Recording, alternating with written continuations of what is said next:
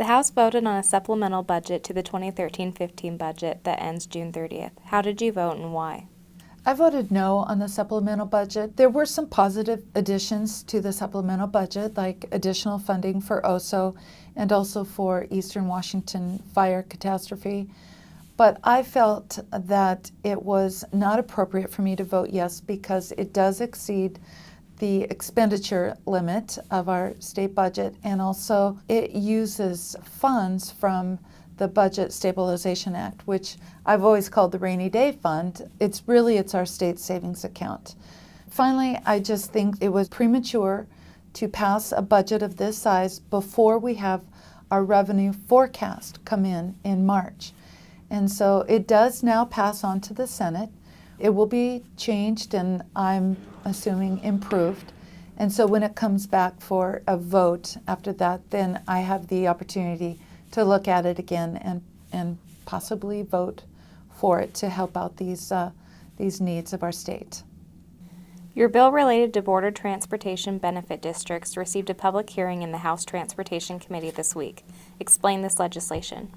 Well, first of all, when a member signs on to a bill as the prime sponsor, we are the first one that has the opportunity to testify before the committee. So on Tuesday, I went before the Transportation Committee and testified to this bill. This is an issue that was brought to me by Point Roberts constituents, and they have a situation where they have a 1-cent border tax that is used for road improvements in Point Roberts. But they wanted the flexibility to be able to use some of these funds for an additional school bus. In Point Roberts, they have just primary grades through the age 3. Then all of the students are bused down to the Blaine School District. And this can be a 40 to 60-minute ride for them. And so when the bus comes back after school, back up to Point Roberts through 2 border crossings, it prevents some of these students from being involved in after-school projects and after-school activities. So this would allow them to have a second bus so that these students would be able to participate in after-school projects. So it would be a bus that would come back later in the afternoon or evening for those students. Session is extremely busy, but what are some of the ways constituents can communicate with you during the legislative session? As a freshman legislator, it is very important to me that I hear from the people in my district. And there are several ways that they can do that and stay connected. They can call me in my legislative office. They can email me or send me a letter. I enjoy getting letters from the district.